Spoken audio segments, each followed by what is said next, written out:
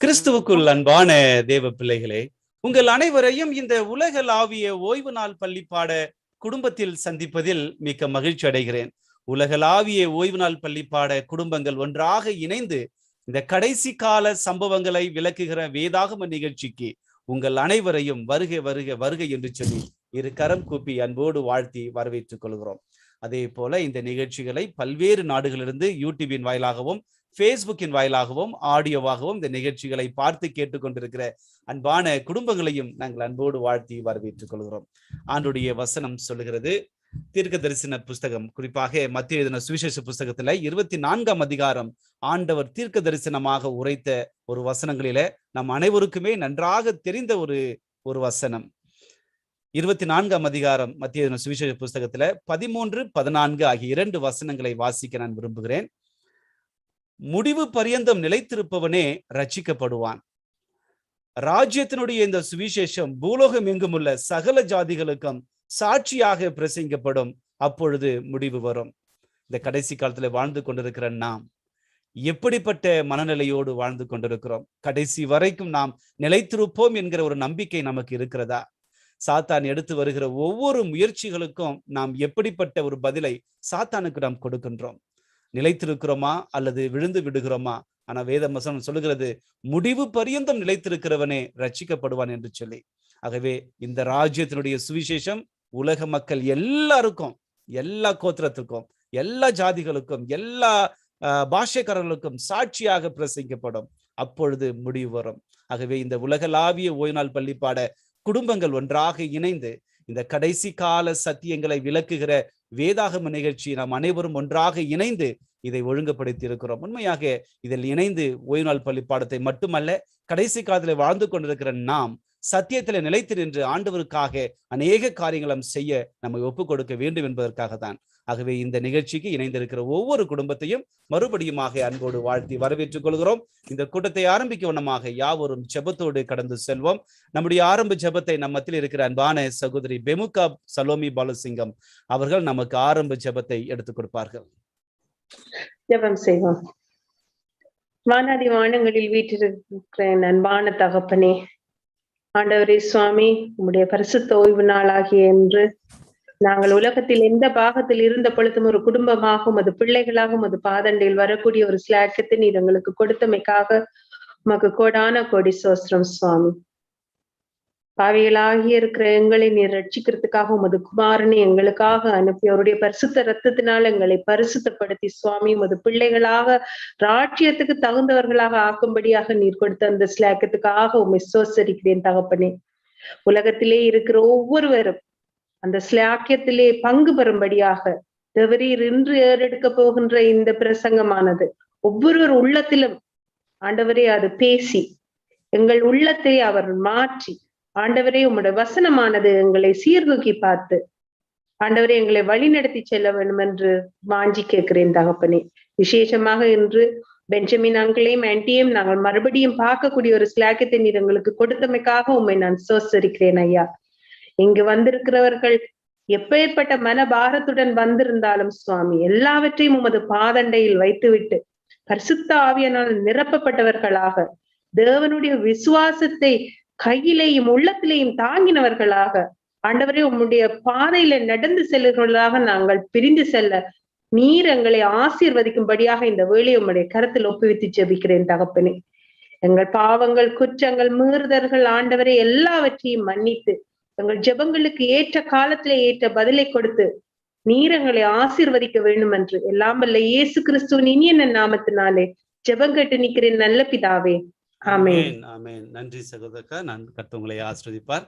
இந்த நேரத்திலே நமக்கு ஒரு விசேஷ பாடலை நமக்கு மலேசியாவிலிருந்து பந்திங் திருச்சபை அங்கத்தினர்கள் நம்மோட கூட இருக்கிறார்கள். சகோதரி மேரி அவர்களும் ஜோசிப்பின் அவர்களும் குடும்பமாக ஒரு பாடலை பாட போறார்கள்.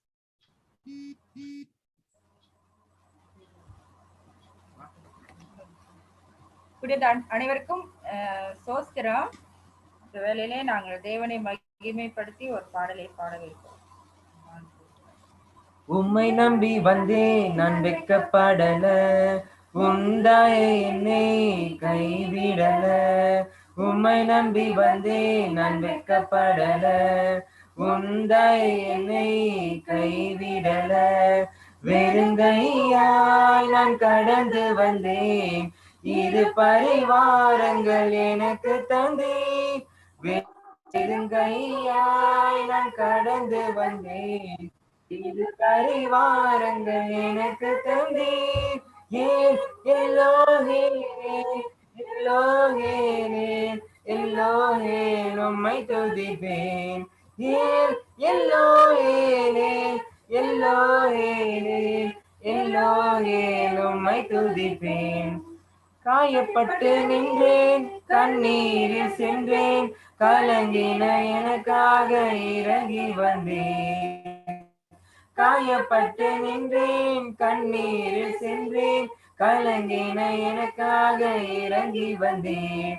உடன்படிக்கை என்னோடு செய்து இழந்திட்ட யாவையும் திரும்ப தந்தீர். உடன்படிக்கை என்னோடு செய்து இழந்திட்ட யாவையும் திரும்ப தந்தீர். ஏன் எல்லோஹேல் எல்லோஹேல் எல்லோஹேல் உம்மை துதிப்பேன். ஏன் எல்லோஹேல் எல்லோஹேல் எல்லோஹேல் உம்மை துதிப்பேன். வேண்டினோரெல்லாம் வீடை பெற்ற போதும் வேண்டியதெல்லாம் நீர் எனக்கு தந்தீர். வேண்டினோரெல்லாம் வீடை பெற்ற போதும் வேண்டியதெல்லாம் நீர் எனக்கு தந்தீர். பரதேசியாய் நான் தங்கினதே சுதந்திரமாக மாற்றி தந்தீர். பரதேசியாய் நான் தங்கினதே சுதந்திரமாக மாற்றி தந்தீர். ஏன் எல்லோஹேல் எல்லோஹேல் எல்லோஹேல் உம்மை துதிப்பேன். ஏன் எல்லோஹேல் எல்லோஹேல் எல்லோஹேல் உம்மை துதிப்பேன். உம்மை நம்பி வந்தேன் நான் வெட்கப்படல, உந்தாய் என்னை கைவிடல. உம்மை நம்பி வந்தேன் நான் வெட்கப்படல, உந்தாய் என்னை கைவிடல. வெறுங்கையாய் நான் கடந்து வந்தேன், இரு பரிவாரங்கள் எனக்கு தந்தீர். வெறுங்கையாய் நான் கடந்து வந்தேன், இரு பரிவாரங்கள் எனக்கு தந்தீர். ஏன் எல்லோஹேல் எல்லோஹேல் எல்லோஹேல் உம்மை துதிப்பேன். ஏன் எல்லோஹேல் எல்லோஹேல் எல்லோஹேல் உம்மை துதிப்பேன். ஆமென். ஆமென். நல்ல ஒரு பாடலை பாடிய அன்பான சகோதரிகளை, அந்த குடும்பங்களை ஆண்டவர் ஆசீர்வதிப்பாராக. உண்மையாகவே மலேசியாவிலே பந்திங் திருச்சபையிலே ஒரு வல்லமையான ஊழியத்தை வாலிப மக்கள் மத்தியிலே அவர்கள் செய்து வருகிறார்கள். அவர்களையும் அவருடைய குடும்பங்களையும் ஆண்டவர் ஆசீர்வதிப்பாராக. இந்த நேரத்திலே நாம் அனைவரும் ஆவலோடு எதிர்நோக்கி காத்திருக்கிற கடைசி கால சம்பவங்களை விளக்குகிற வேதாகம நிகழ்ச்சிக்குள்ளாக நாம் கடந்து வந்திருக்கிறோம். உலகத்தின் பல்வேறு நாடுகளிலிருந்து ஒன்றாக இணைந்து தேவனுடைய நாமத்தை மகிமைப்படுத்தி இந்த ஓய்வு நாளிலே அநேகர் இந்த கடைசி கால சத்தியத்தை கேட்கும்படியாக வந்திருக்கிறோம். உண்மையாகவே நம்முடைய இருதயத்தினுடைய எல்லா நினைவுகளையும் ஆண்டவர் அறிந்திருக்கிறார். ஆகவே இந்த கூட்டம் முடிந்து போகும் பொழுது நாம் அனைவரும் ஒரு ஆசீர்வாதத்தோடு தேவனுடைய வழிநடத்தலோடு கடந்து செல்ல போகிறோம். விசேஷ விதமாக இந்த கூட்டத்திற்கு வருகை தந்திருக்கிற ஒவ்வொரு குடும்பங்களையும் தனித்தனியாய் பேர் பேராய் ஆண்டவர் இயேசுவின் நாமத்தில் மறுபடியுமாக அன்போடு வாழ்த்தி வரவேற்றுக் கொள்கிறோம். அதே போல யூடியூப், ஃபேஸ்புக் ஆடியோவாக பார்த்து கேட்டுக்கொண்டிருக்கிறவர்களையும் நாங்கள் அன்போடு வாழ்த்தி உங்களையும் நாங்கள் விசேஷ விதமாக வாழ்த்தி வரவேற்றுக் கொள்கிறோம். இந்த ஒவ்வொரு நாளும் ஆண்டவருடைய மகத்தான கிருபையினாலே நம்முடைய ஓய்வு நாள் பள்ளி பாடத்தை நேர்த்தியாக படித்து வருகிறோம்.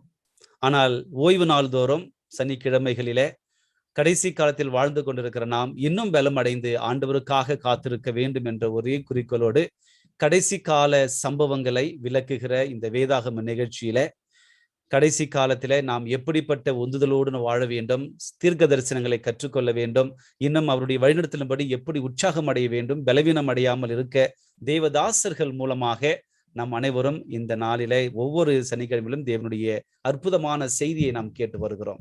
அந்த வரிசையில இந்த நாளிலே ஒரு நல்ல ஒரு செய்தியை நாம் கேட்க போகிறோம். நமக்கு தெய்வ செய்தியை கொண்டு வந்திருப்பவர் நம்முடைய குடும்ப அங்கத்தினர், நம்மோடு கூட இணைந்து அநேக இடங்களுக்கு இந்த ஊழியத்தை பரவ செய்த அன்பான ஐயா எல்டர் டேவிட் சம்பத்குமார் அவர்கள் நம்மோடு கூட இருக்கிறார்கள். ஓகே, நம்ம அவர்களை அழைப்பதற்கு முன்பதாக அங்கே அவருடைய மைக்கு கொஞ்சம் ஒர்க் ஆகலன்னு நினைக்கிறேன். ஐயா, நீங்க உங்க மைக்கை நீங்க ஆன் பண்ணிக்கிங்க ஐயா.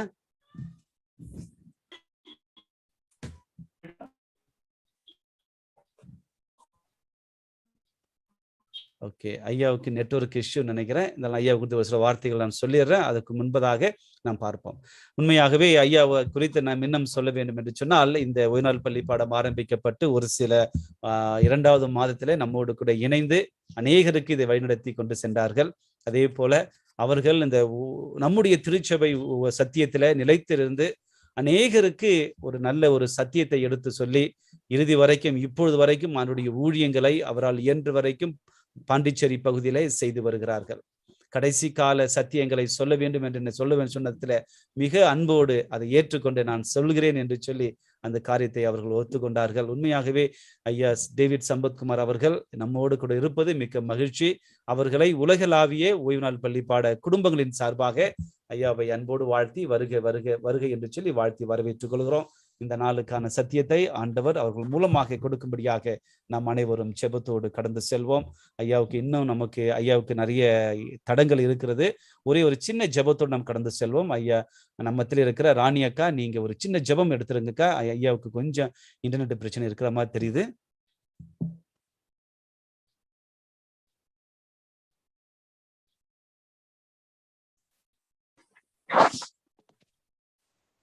செய்வோம். எங்கள் அன்பும் கிருபையும் இருந்த பிதாவே, இந்த நேரத்தில் நாங்கள் பாதமண்டி வந்திருக்கிறோம். கர்த்தாவே, இதோ இவர் எடுக்க போகும் இந்த பிரசங்கத்துக்காக விசேஷ வேண்டுதலை ஏறெடுக்கிறோம். நீரே அவரை மறைத்து நீர் பேசியறலும் வரும் தடங்களை யாவும் நீக்கி போட்டறலும். கர்த்தாவே, உங்களுடைய பிரசனம் இங்க இருக்கும் இந்த ஓய்வு நாளுக்கு வேண்டிய ஆசீர்வாதத்தை எங்களுக்கு கொடுக்குமாறு இயேசு நாமத்தினால் கெஞ்சி கேட்கிறோம் பிதாவே. ஆமென். ஆமென், ஆமென். நன்றி அக்கா, நன்றி. கர்த்தர் நம்மோடு கூட இருந்து இந்த தடைகள் இல்லாமல் ஒரு நல்ல ஒரு சத்தியத்தை ஆண்டல் கேட்க கிருபை செய்வாராக. இந்த நேரத்தை அன்பான ஐயா டேவிட் சம்பத்குமார் ஐயால கொடுக்கின்றேன். ஐயா, நீங்க பேசுங்க, சத்தமா பேசுங்க.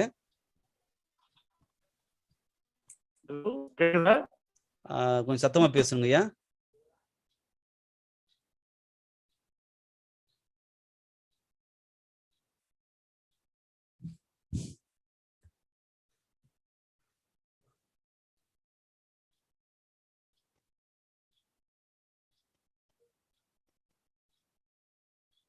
சரி, ஐயாவுக்கு நெட்வொர்க் இஷ்யூ. அவங்களால கனெக்ட் பண்ணவே முடியல.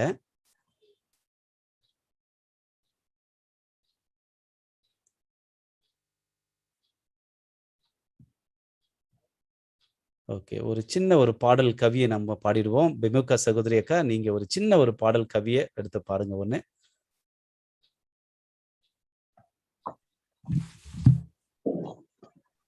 கலங்கிடாதே நீ, திகைத்திடாதே, நாம் காக்கும் தேவன் என்றாரே. கலங்கிடாதே நீ, திகைத்திடாதே, நாம் காக்கும் தேவன் என்றாரே. கலங்கிடாதே.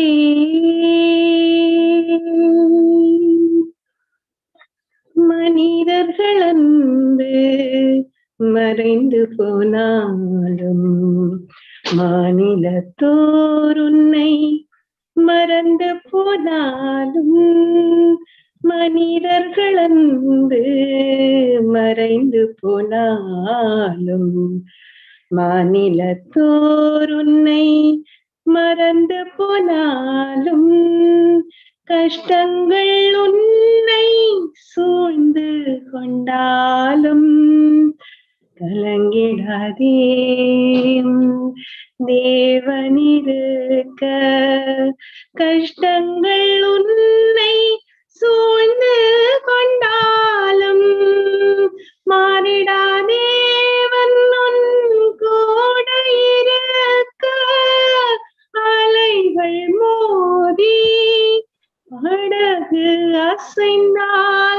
அமைதி தரவே வந்திடுவேன், அமைதி தரவே வந்திடுவேன்.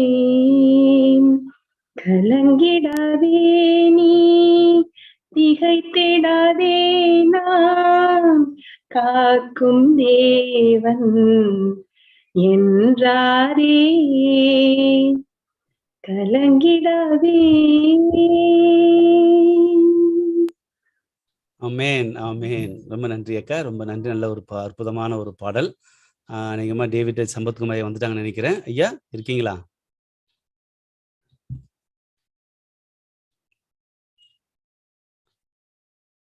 ஓகே ஓகே ஐயா, இன்னும் ஒரு 2 நிமிடம் நம்ம கொஞ்சம் வெயிட் பண்ணுவோம். உண்மையாகவே இந்த நாளிலே கலந்து கொண்டிருக்கிற எல்லாரையும் ஆண்டவர் இயேசுவின் நாமத்தில் வாழ்த்துகிறேன். இன்றைக்கு யாராவது புதிதாக நம்முடைய குடும்பத்தில் இணைந்திருப்பீர்கள் என்று சொன்னால் உங்களை நாங்கள் விசேஷ விதமாக வாழ்த்தி வரவேற்றுக் கொள்கிறோம். கர்த்தருக்கு சித்தமானால் நம்முடைய உலகளாவிய ஓய்வு நாள் பள்ளிப்பாட குடும்பத்தில் இணைந்து ஒவ்வொரு நாளும் ஓய்வு நாள் பள்ளிப்பாடத்தை படிக்கும்படியாக உங்களை அன்போடு அழைக்கிறோம். நம்முடைய மீட்டிங் எல்லாம் ஒரே ஐடி தான். ஆகவே கலந்து கொள்ளுங்கள், தேவ ஆசீர்வாதத்தை பெற்றுக் கொள்ளுங்கள். ஐயா இருக்கீங்களா? ஐயா நீங்க பேசுறீங்க, ஆனா எங்களால சரியா கேட்க முடியல. உங்க மைக்கு கனெக்ட் ஆகல ஐயா சரியா.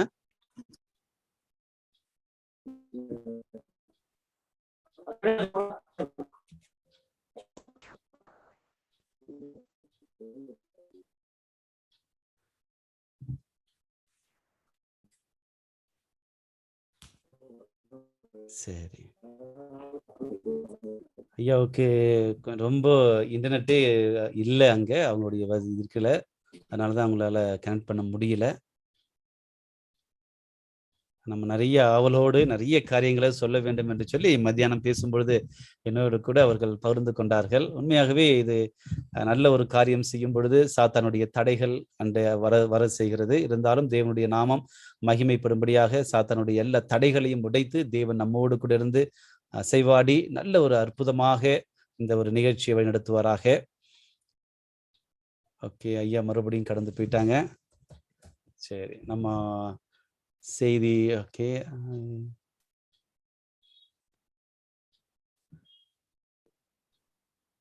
ஓகே இப்போ ஒரே ஒரு செகண்ட்ல சகோதரி ஜூலியட் ஒரு சாட்சி சொல்ல வேண்டும் சொல்லி ஆசைப்படுறீங்க. சொல்லுங்க சகோதரி, உங்களுடைய சாட்சியை நீங்கள் பகிர்ந்து கொள்ளுங்க. அதுக்குள்ள நம்ம காத்திருப்போம். இல்லை என்றால் இன்னொரு செய்தியை நாம் கேட்போம். சகோதரி ஜூலியட் ஓகே நீங்க சொல்லுங்க.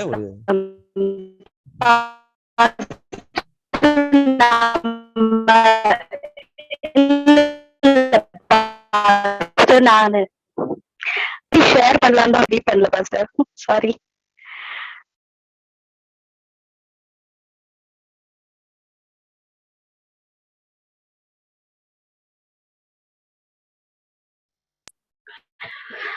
ஓகே, தேவனுடைய நாமத்துக்கு ஸ்தோத்திரம் உண்டாவதாக. பாஸ்டர் கேக்குதுங்களா நான் சொல்றது?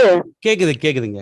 ஓகே, தேவனுடைய நாமத்துக்கு ஸ்தோத்திரம் உண்டாவதாக. ஒரு 3 போன வாரம் என்னால ஒரு கிரீம் போட்டேன் நான் முகத்துக்கு. அந்த கிரீம் நீம் பேக் சார். நம்ம போடவே மாட்டேன் என்னைக்கும், சரி போட்டுதான் பாக்கலாம் அப்படின்னு போட்டா, அப்புறமா அடுத்த நாள் பார்த்தா ஒரே மூஞ்செல்லாம் சொரிய பயங்கரமா அரிச்சு மேலெல்லாம் புள்ளியா ஆயிடுச்சு. என்னடா பண்றதுன்னு தெரியல. நானும் அத மஞ்சள் போடுறேன் போக மாட்டேங்குது, ஆயில் போடுறேன் போக மாட்டேங்குது, டாக்டர்கிட்ட போக எனக்கு பிடிக்க மாட்டேங்குது. 1 வீக் அப்படியே ஆயிடுச்சு. அப்புறமா சரி என்னதான் இருந்தாலும் போகவே மாட்டேங்குது இப்படியே, அப்புறம் உடம்பெல்லாம் ஸ்ப்ரெட் ஆனாலும் ஆயிடும் அப்படின்னு சொல்லிட்டு என் ஹஸ்பண்ட் என்ன சொன்னாங்க, போய் நம்ம ஹாஸ்பிட்டல்ல பாக்கலாம் அப்படின்னு சொல்லிட்டு அப்பாயின்மெண்ட் வாங்கினாங்க. அப்பாயின்மெண்ட் வாங்கி அடுத்த நாள் பார்த்தா நான் சொன்னேன் வேண்டாம் அப்பாயின்மெண்ட், எனக்கு டாக்டர்கிட்ட போறது சுத்தமா பிடிக்காது. சரி நம்ம ஜோம் பண்ணலாம்ப்பா அப்படின்னு சொல்லிட்டு ஜோம் பண்ணிட்டே இருந்தோம். ஜோம் பண்ணி எஸ்ப்பா இந்த இதை எடுத்து போடுங்க, நான் செய்யக்கூடாததை செஞ்சுட்டேன் ஆண்டவரே அப்படின்னு சொல்லிட்டு அழுது ஜோம் பண்ணிட்டு இருந்தேன். ஏன்னா முகத்துக்கு நான் அவ்வளவு இம்பார்ட்டன்ஸ் கொடுக்கவே மாட்டேன். ஆனா இப்படி ஆயிடுச்சு அப்படின்னு சொல்லிட்டு அப்புறம் ப்ரேயர் பண்ணி அப்புறமா சரியாயிடுச்சு. அதனால ஆண்டவருடைய நாமத்துக்கு ஸ்தோத்திரம் உண்டாவதாக. ஆமென். ஆமென் ஆமென். கர்த்தர் உங்களோட கூட இருந்து நல்ல ஒரு உங்களை சாட்சியாக பயன்படுத்தியிருக்கிறார். கர்த்தர் உங்களை ஆசீர்வதிப்பாராக. ஓகே, டேவிட் சம்பத்குமார் ஐயா வரல, இருந்தாலும் நம்ம ஒரு செய்தியோடு நாம் கடந்து செல்வோம். ஆண்டவருடைய நாமம் மகிமைப்படுவதாக. ஓகே, நாம் பொறுத்தோம். ஓகே, 22 ஆயிடுச்சு. ஆகவே நாம் ஒரு சிறிய ஒரு செய்தியை நாம் கேட்போம். எல்லோரும் ஒரு சிறிய ஜெபத்தை எடுப்போம். ஆண்டவருடைய நாமம் மகிமைப்படுவதாக.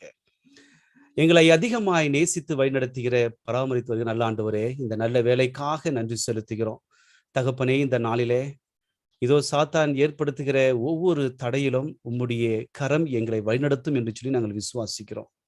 ஆண்டவரே, ஆர்வத்தோடு உம்முடைய சத்தியத்தை கேட்க வந்த நாங்கள் இப்பொழுது மிகப்பெரிய ஒரு தடை, பேச வந்த ஐயா அவர்களால் பேச முடியவில்லை. இருந்தாலும் உம்முடைய பரிசுத்த நாமம் எங்களில் வெளிப்பட்டு இந்த இடத்தை விட்டு கடந்து செல்லும் பொழுது உம்முடைய ஆசீர்வாதத்தோடு கடந்து செல்ல வழிநடத்தும்படியாய் இயேசுவின் நாமத்தில் கேட்கிறோம் நல்ல பிதாவே, ஆமென். ஓகே, இப்போ ஒரே ஒரு சிறிய ஒரு செய்தியை அடியேன் நான் கொடுக்கலான்னு சொல்லி பரிசுத்த ஆவியினால் உந்தப்பட்டு இப்பொழுது நான் அந்த காரியத்தை நான் செய்ய முற்படுகிறேன். கர்த்தர் நம்மோடு கூட இருப்பாராக. ஓகே, இப்போ நம்ம வாசித்து கேட்ட ஒரு வசனத்தில நம் அனைவருக்குமே நன்றாக தெரிந்த ஒரு தீர்க்க தரிசன வசனம். இந்த தீர்க்க தரிசன வசனங்களை வாசிக்கிறவனும் கேட்கிறவர்களும் இதில் எழுதியிருக்கிறவைகளை கை கொள்ளுகிறவர்களும் பாக்கியவான்கள், காலம் சமீபமாய் இருக்கிறது. இந்த வசனத்தை நாம் எப்பொழுதெல்லாம் படிக்கிறோமோ அப்பொழுதெல்லாம் நமக்கு ஒரு எச்சரிக்கை மணி தொனிக்கிறது. நீங்க யாராக இருக்கட்டும், பெரியவராக இருக்கட்டும், சிறியவராக இருக்கட்டும், முதியவராக இருக்கட்டும், யாரா இருந்தாலும் இந்த வசனத்தை யாரெல்லாம் வாசிக்கிறார்களோ அவர்களுக்கு அந்த ஆசீர்வாதம் வருவது ஒரு பக்கம் இருந்தாலும் நமக்கு இருக்கிற மிகப்பெரிய ஒரு எச்சரிக்கை என்னவென்று சொன்னால், காலம் சமீபமாய் இருக்கிறது, காலம் நெருங்கி கொண்டிருக்கிறது. நீங்களும் நானும் கடைசி காலத்திலே வாழ்ந்து கொண்டிருக்கிறோம். இந்த கடைசி காலத்திலே வாழ்ந்து கொண்டிருக்கிற நாம் சரியான விதத்தில இந்த தீர்க்க தரிசன வசனங்களை புரிந்து வைத்திருக்க வேண்டும். அதை சரியான விதத்திலே கேட்க வேண்டும். அதை சரியான விதத்திலே கை கொள்ள வேண்டும். இப்படி நாம் இருப்போம் என்று சொன்னால் நீங்களும் நானும் பாக்கியவான்களாக இருப்போம். இன்றைக்கு இந்த வசனத்தை படித்தால் மட்டும் நாம் பாக்கியவான்கள் ஆயிட முடியாது. ஐயா இருக்கீங்களா? ஒரே ஒரு செகண்ட். கேக்குதுங்கய்யா, கேக்குதுங்க.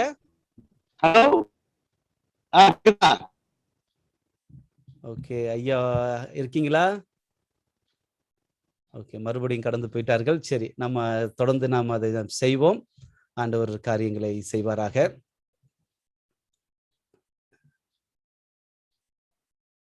ஓகே ஓகே இந்த வசனத்துல நாம் படித்த ஒரு காரியம் உண்மையாகவே நம்முடைய வாழ்க்கையை சற்று யோசித்து பார்க்கும்படியாக செய்கிறது. குறிப்பாக இந்த வசனத்தோடு இணைத்து நாம் கேட்கிற ஒரு கேள்வி என்னவென்று சொன்னால், நாம் வாழ்ந்து கொண்டிருப்பது கடைசி காலமா?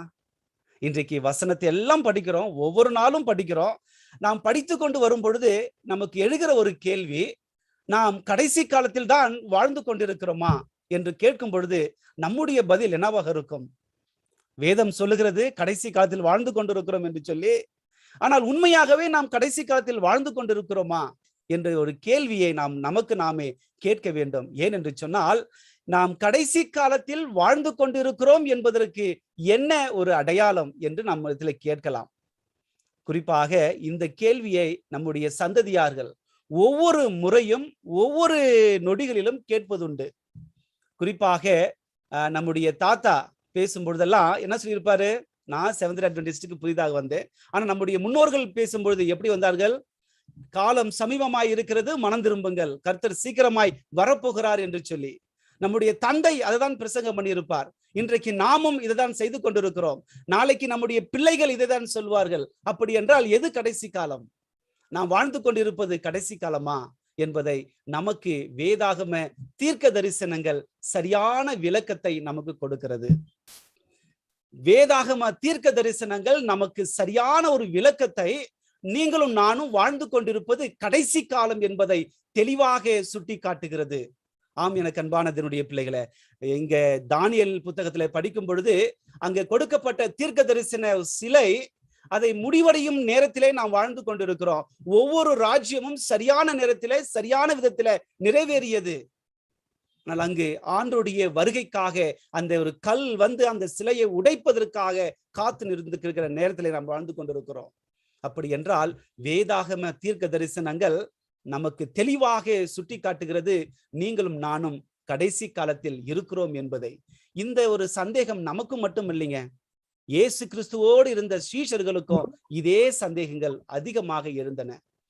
அவர்கள் அனைவருமே ஒலிவ மலையில உட்கார்ந்து கொண்டிருக்கும் பொழுது அவர்கள் எழுந்த ஒரு கேள்வி, ஆண்டவரே, இந்த காரியத்தை மத்திய 24ஆம் அதிகாரத்திலே படிக்கிறோம், 3-14 வரை இருக்கிற வசனத்தை படிப்போம் என்று சொன்னால், பின்பு அவர் ஒலிவ மலை மேல் உட்கார்ந்திருக்கையில் சீஷர்கள் அவரிடத்தில் தனித்து வந்து, இவைகள் எப்பொழுது சம்பவிக்கும்? பாருங்க, யாருக்கு இந்த கேள்வி வந்திருக்கிறது? இயேசுவோடு உறங்கினவர்கள், இயேசுவோடு சென்றவர்கள், இயேசுவோடு உண்டவர்கள் எல்லாருக்குமே ஒரு சந்தேகம் வருகிறது. ஆண்டவரே, உம்முடைய வருகை எப்பொழுது இருக்கும்? உம்முடைய வருகைக்கும் எம்முடைய இந்த ஒரு காரியத்திற்கும் எங்களுக்கு அடையாளத்தை சொல்ல வேண்டும் என்று சொல்லி எங்களுக்கு கேட்டுக்கொண்டார்கள். இப்படிப்பட்ட இந்த ஒரு நிலையில ஆண்டவர் சொன்ன ஒரு காரியம் என்று சொன்னார், ஒரு அற்புதமான ஒரு அடையாளத்தை ஆண்டவர் அவர்களுக்கு காண்பித்து கொடுத்தார்கள். இயேசு அவர்களுக்கு பிரதியுத்தரமாக, ஒருவனும் உங்களை வஞ்சியாதபடிக்கு எச்சரிக்கையாயிருங்கள். பாருங்கள், அவர் சொன்ன ஒரு காரியம், ஒருவனும் உங்களை வஞ்சியாதபடிக்கு நீங்கள் எச்சரிக்கையாக இருக்க வேண்டும்.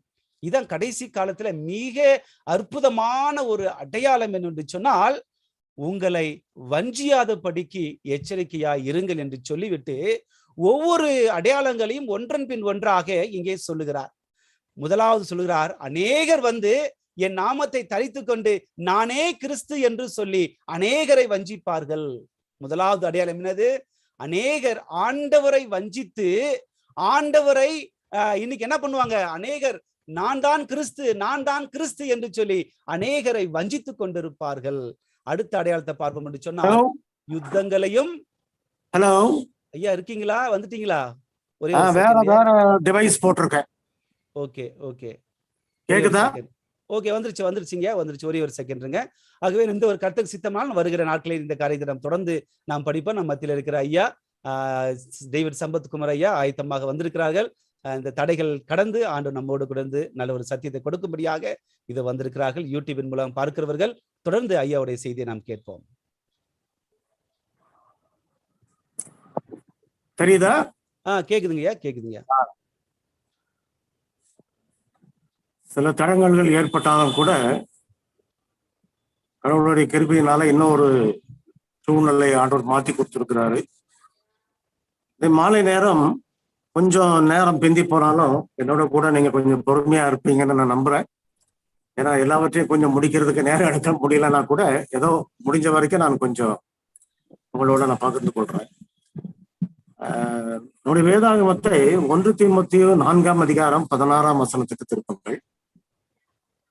1 தீமோத்தேயு 4ஆம் அதிகாரம் 16ஆம் வசனம்.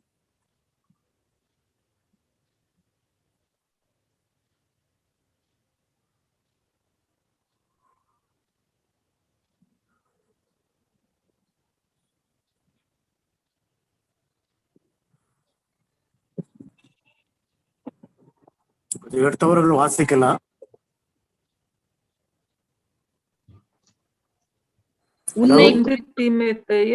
உபதேசத்தை குறித்தும் எச்சரிக்கையாயிரு, இவைகளில் நிலை கொண்டிரு.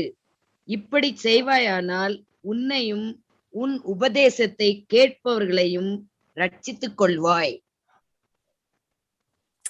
இந்த வசனத்துல நம்ம பார்க்கும் பொழுது 3 முக்கியமான காரியங்களை இங்க அப்போஸ்தலனாகிய பவுல் நமக்கு குறிப்பிடுகிறார். உன்னை குறித்தும் உன் உபதேசத்தை குறித்தும் ஜாக்கிரதையாயிரு. அதாவது சத்தியத்தை சொல்லக்கூடியவர்கள் என்ன செய்யணும்னு சொன்னா, அவர்களை குறித்து, அதாவது சொல்லக்கூடியவர்கள் தங்களுடைய வாழ்க்கையை குறித்து, தங்களுடைய ஜீவியத்தை குறித்து, தங்களுடைய கீழ்ப்படிதல், விசுவாசம், நம்பிக்கை போன்ற காரியங்கள்ல எப்படி இருக்கிறோம் அப்படின்றத குறித்தும், அடுத்தது நம்ம என்ன போதிக்கிறோம், என்ன சத்தியத்தை நம்ம எடுத்து சொல்லுகிறோம் என்ற ஒரு தெளிவான கண்ணோக்கத்தோட எடுத்து சொல்லணும் அப்படின்ற. 3வது இன்னொரு காரியம் என்ன சொல்றாருன்னு சொன்னா, நீ அதில் நிலைத்திரு அப்படின்ற. இந்த மூன்றையும் செய்தால் உன்னையும் உன்னுடைய உபதேசத்தை கேட்கிறவர்களையும் நீ ரட்சித்துக் கொள்வாய்ன்னு சொல்லி சொல்ற. சுவிசேஷ ஊழியம் அல்லது தேவனுடைய சத்தியமானது உலகம் முழுவதுமே கூறி அறிவிப்பதற்காக இந்த ஒரு ரகசியத்தை நமக்கு அப்போஸ்தலனாகிய பவுல் சொல்லுகிறார். என்ன சொல்லுகிறார் என்றால், நமக்கு சுவிசேஷத்திலே நமக்கு ஃபெயிலியர் ஏற்படுது, அதாவது தோல்வி ஏற்படுது என்றால், ரட்சிப்பின் சத்தியமானது அநேகருக்கு போய் சேரவில்லை என்றால், நாம கொடுக்கக்கூடிய சுவிசேஷ வேலையிலே அது ஒரு வல்லமையற்றதாக இருக்கிறது என்று நாம் எண்ணுவோமானால், அதற்கு அப்போஸ்தலனாகிய பவுல் கொடுக்கக்கூடிய பதில் என்னவென்றால், உன்னை குறித்தும் உன் உபதேசத்தை குறித்தும் ஜாக்கிரதையாயிரு. அதோட கூட அதிலே நீ நிலைத்திரு என்று சொல்லி சொல்ற. இந்த 3 காரியங்களை செய்தாமானால் நாம என்ன செய்யலாம் என்றால், நம்மையும் நம்முடைய உபதேசத்தை கேட்கிறவர்களையும் ரட்சித்துக் கொள்ளலாம். இதுல சில சமயங்கள்ல ஊழியத்துல அல்லது சுவிசேஷ வேலையை கூறி அறிவிக்கிறவருடைய வாழ்க்கையில என்ன நடக்கிறது என்றால், எடுத்து சொன்னவர்கள், உபதேசத்தை கொடுத்தவர்கள், அவர்கள் ரட்சிப்பை பெற முடியாமல் போய்விடுவார். சத்தியத்தை கேட்டவர்களும் உபதேசத்தை கேட்டவர்களும் சில சமயங்களிலே அவர்களும் ரட்சிப்பை பெறாமல் போய்விடுவார். ஆக இதற்குரிய காரணம் என்னவென்றால், இதுதான் காரணம். நம்முடைய அம்மையாருடைய ஒரு புத்தகத்துல, கிரேட் கான்ட்ரவர்சி என்ற புத்தகத்துல 30வது பக்கத்திலே 3வது பேராகிராஃபிலே என்ன எழுதுகிறார்கள் என்றால், ஒரு முக்கியமான ஒரு சரித்திர சம்பவத்தை அம்மையார் இங்கே எழுதுகிறார்கள். கிரேட் கான்ட்ரவர்சி என்ற புத்தகத்திலே, அதாவது அந்த எருசலேம் நகரம் விழுவதற்குரிய நேரம் வரும் பொழுது, அது அழிவதற்குரிய நேரம் வரும் பொழுது, அல்லது ரோமர்களுடைய படை அதை சுட்டெரிக்கும்படி அவர்கள் வந்த நேரத்திலே, வருவதற்கு முன்பு அந்த எருசலேம் நகரத்திலே 7 வருடங்களாக ஒரு மனுஷன் என்ன செய்கிறான் என்றால், எருசலேம் அழியப் போகிறது என்ற செய்தியை அவன் எருசலேம் முழுவதும் கிழக்கு மேற்கு தெற்கு ஆகிய எல்லா திசைகளிலும் போய் அந்த ஒரு எச்சரிப்பின் செய்தியை அவன் கொடுத்துக்கிட்டே இருக்கான். அவன் எருசலேம் மேல மலை மேல ஏறுறது, ஆலயம் வரைக்கும் போறது, அங்க போய் நின்று அந்த சத்தியம் சொல்றது, எச்சரிப்பை கொடுக்கறது, திரும்பவும் கீழே இறங்கி வர்றது, ஊர்களுக்கெல்லாம் போகிறது, இந்த சத்தியத்தை கொடுக்கறது, இந்த எச்சரிப்பை கொடுக்கறது, இப்படியே தான் அவன் செய்து கொண்டிருக்கிறான். இதுல நம்ம என்ன பார்க்கிறோம் என்றால், அவன் சொன்ன பிரகாரமாக அந்த 7வது வருடம் 7 வருடம் முடிந்த பிறகு சரியான நேரத்திலே அவன் சொன்ன கால குறிப்புகள் எல்லாம் சரியா இருந்தது, தீர்க்க தரிசன விளக்கங்கள் சரியா இருந்தது, எந்த விதமான அவனுடைய கணிப்புல எந்த தவறும் கிடையாது. அவன் தீர்க்க தரிசனத்தை ஆராய்ந்த ஆராய்ச்சி மிகவும் துல்லியமா இருக்கு. அதுல எந்த விதமான ஒரு தோல்வி அவனுக்கு இல்லை. ஆனால் இதுல ஒரு பெரிய, அதுல அந்த கடைசி வரியை நம்ம படிக்கும் பொழுது என்ன பார்க்கிறோம் என்றால், அவன் அந்த எச்சரிப்பின் செய்தியை கடைசி வரைக்கும் அவன் சொல்லிக் கொண்டே இருக்கிறான். எது வரைக்கும் சொல்லிக் கொண்டிருக்கிறான் என்றால், அந்த எருசலேம் நகரத்துக்குள்ளே அவன் சிறைச்சேதம் பண்ணப்பட்டு வெட்டப்பட்டு அவன் அங்கேயே மரித்து போகிறான். அவன் மரிக்கிற வரைக்கும், அவன் சாகுற வரைக்கும் இந்த வார்னிங் அவன் கொடுத்துக்கிட்டு இருந்தான்னு சொல்ல. இதுல நம்ம ஒரு உண்மையான ஒரு ஆழமான ஒரு உண்மை இருக்கிறது, அதை நம்ம கவனிக்கணும். என்னவென்றால், இந்த மனிதன் 7 வருடமாக அவன் இந்த எச்சரிப்பின் செய்தியை கொடுத்துக்கிட்டு இருக்கான். எருசலேம் சீக்கிரத்திலே அழிய போகிறது நமக்கு எல்லாருக்கும் தெரியும். நம்ம அட்வந்த மக்களுக்கு 2300 நாற்பதுகளை நம்ம படிக்கும் போது நம்ம தெரிஞ்சிருப்போம். கிபி 70 எருசலேம் நகரமானது அழிக்கப்பட்டதுன்றது, நமக்கு சுட்டரிக்கப்பட்டதுன்றது நமக்கு தெரியும் ரோம படைகளாலே. இந்த சரித்திரங்களை நம்ம படிச்சிருக்கிறோம். ஆனாலும் அந்த எச்சரிப்பின் நேரத்தை, அந்த ஒரு சுட்டரிக்கப்பட்ட நேரத்துல அதுக்கு முன்பாக 7 வருடங்களாக இந்த மனிதன் என்ன செய்தான் என்றால், சரியாக அந்த தீர்க்க தரிசனத்தை கணித்து ஒரு எச்சரிப்பின் செய்தியை கொடுத்து கொண்டிருக்கிறான். இவன் அப்படி கொடுத்த பிறகு அவனை என்ன செய்தார்கள் என்றால், அவனை சிறைச்சாலையில போட்டார்கள், தண்டித்தார்கள். அப்பொழுது அவன் தன்னுடைய எச்சரிப்பின் செய்தியை நிறுத்தல. ஆனால் ஒரு குறிப்பிட்ட நேரம் வரும்பொழுது, காலம் வரும்பொழுது, அவனை அந்த ஒரு பெரிய அழிவுல, எருசலேம் அழியும் போது அந்த அழிவுல அவனும் என்ன செய்தான், சிக்கொண்டு அவனும் வெட்டப்பட்டு கொல்லப்பட்டு மரித்து போனான்னு சொல்லப்பட்ட. இந்த காரியத்தை நம்ம படிக்கும் பொழுது ஒரு உண்மையை நம்ம தெரிந்து கொள்ள போகும். அதாவது இந்த மனிதன் எச்சரிப்பின் செய்தியை கொடுக்கிறான். அந்த எச்சரிப்பின் செய்தியை கொடுக்கும் பொழுது, 7 வருடங்களாக கொடுக்கும் பொழுது, அவன் சரியாக தானியேல்ல சொல்லப்பட்ட அந்த பாழாக்கும் அருவருப்பை குறித்த தீர்க்க தரிசனத்தை அவன் படிச்சிருக்கான். அதைதான் ஆண்டவராய் இயேசு கிறிஸ்து மத்தேயு 24ஆம் அதிகாரத்திலே அவரும் சொல்லுகிறார். பாழாக்கும் அருவருப்பை குறித்து தானியேல் தீர்க்கதரிசி சொல்லியிருக்கிறானே, நீங்கள் அதை பரிசுத்த ஸ்தலத்தில் நிற்க காணும் பொழுது யூதேயாவில் இருக்கிறவர்கள் மலைகளுக்கு ஓடி போகிறவர்கள் என்ற அந்த வசனத்தை ஒரு எச்சரிப்பை நம்முடைய ஆண்டவர் அவருடைய சீஷர்களுக்கு எடுத்து சொன்னார்னு சொல்லி பார்க்கும். இந்த பாழாக்கும் அருவருப்பை குறித்த தீர்க்க தரிசனத்தை அவன் தெளிவா படிச்சிருக்கிறான். அந்த கணக்குல எந்த விதமான தவறும் கிடையாது.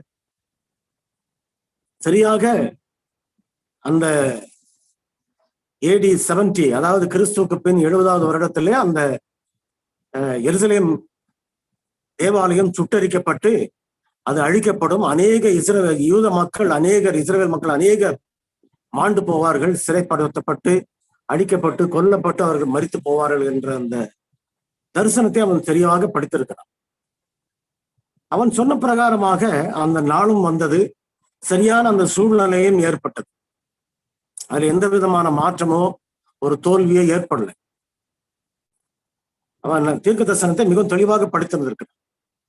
ஆனாலும் கூட இதுல என்னவென்றால், அந்த அழிவிலே, அந்த எருசலேம் நகரத்தினுடைய அழிவிலே அவனும் சிக்கொண்டு அவனும் வெட்டப்பட்டு கொல்லப்பட்டு மரித்தான் என்று சொல்றான். எல்லாமே தெளிவா படிச்ச அவன், எல்லாவற்றையும் தெளிவா தெரிந்து கொண்டிருந்தவன், அந்த தீர்க்க தரிசனங்களை விளக்கம் சொல்லும் பொழுது அவன் என்ன செய்யலன்னு சொன்னாக்க எந்த விதமான ஒரு மாற்றமோ குழப்பமோ ஏற்படல. அப்படியெல்லாம் ஒரு தெளிவான ஒரு சத்தியத்தை சொன்ன அந்த மனுஷன் ஏன் கடைசி நேரத்துல அவன் வாளால் வெட்டப்பட்டு அவன் மரித்தான்றது நமக்கு ஒரு பெரிய ஆச்சரியமான ஒரு கேள்வி. இதுல நாம் என்ன பார்க்கிறோம் என்றால், ஆண்டவராய் இயேசு கிறிஸ்து மத்தேயு 24ஆம் அதிகாரத்திலே நாம் பார்க்கும் பொழுது அவர் என்ன சொல்லுகிறார், பாழாக்கும் அருவருப்பை குறித்து தானியேல் தீர்க்கதரிசி சொல்லியிருக்கிறானே, நீங்கள் அதை பரிசுத்த ஸ்தலத்தில் நிற்க காணும் பொழுது யூதேயாவில் இருக்கிறவர்கள் மலைகளுக்கு ஓடி போக கடவர்கள், வீட்டின் மேல் இருக்கிறவன் தன்னுடைய வீட்டில் எதுவும் இருப்பதற்கு இறங்காதிருக்க கடவன், வயலில் இருக்கிறவன் தன் வஸ்திரத்தை எடுப்பதற்கு திரும்பாதிருக்க கடவன், அப்படி இப்படியே ஓடிடுங்க அப்படின்ற. இது ஆண்டவர் சொன்ன ஒரு வார்த்தை. இதற்கு முன்பாக இருந்தாலும் கூட அவன் செய்த தவறு என்னவென்றால், ஆசாரியர்களோடும் வேதபாரர்களோடும் பரிசேயர்களோடும் சேர்ந்து கொண்டு அவன் இயேசு கிறிஸ்துவை விசுவாசிக்கல. மற்ற தீர்க்க தரிசனங்கள் தெளிவா அவனுக்கு தெரியுது, எப்ப முடிய போகுது, என்ன நடக்க போகுதுன்றது தெரியுது. இயேசு கிறிஸ்துடைய பிறப்பின் சமயத்துல அவர் பெத்லகேம்ல பிறப்பாருன்றத சொன்னாங்க இல்லையா, தீர்க்க தரிசனம் சொல்லி இருக்கன்னு சொல்லி, அது போல தீர்க்க தரிசனத்தை சரியாக கணித்து அவன் சொல்லியிருக்கிறான். ஆனால் அதற்கு பிறகு கிறிஸ்து சொன்ன ஒரு முன்னெச்சரிக்கை, ஒரு வார்னிங், பரிசுத்த ஸ்தலத்துல அந்த பாழக்கம் அருவருப்பை நீங்க பார்க்கும்பொழுது என்ன செய்யுங்க, அந்த இடத்தை விட்டு ஓடி போயிடுங்க அப்படின்ற இந்த ஒரு காரியத்தை அவன் ஏற்றுக்கொள்ளல. அவன் ஏற்றுக்கொள்ளாம இருக்கிறதுக்கு காரணம் என்னவென்றால் அவன் கிறிஸ்துவை விசுவாசிக்கவில்லை. கிறிஸ்துவை தேவனுடைய குமாரன் என்று யூதர்கள் அந்த காலத்திலே அவர்கள் ஏற்றுக்கொள்ளல.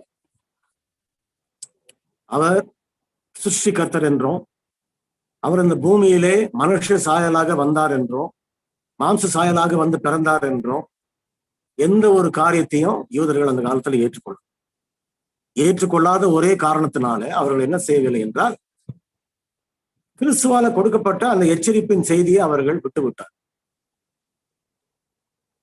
கிரேட் கான்ட்ரவர்சி என்ற புத்தகத்திலே அம்மையார் மிகவும் தெளிவாக என்ன எழுதுகிறார்கள் என்றால், அந்த எருசலேம் நகரமானது சூழ சிறைப்பிடிக்கப்பட்ட போது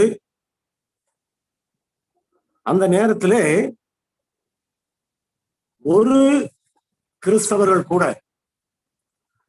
கிறிஸ்துவை ஏற்றுக்கொண்டு விசுவாசித்த அந்த 12 சீஷர்கள் அப்போஸ்தலரோட கூட இருந்த ஒரு கிறிஸ்தவர்கள் கூட அந்த பேரழிவில் அவங்க மாட்டவே கிடையாது.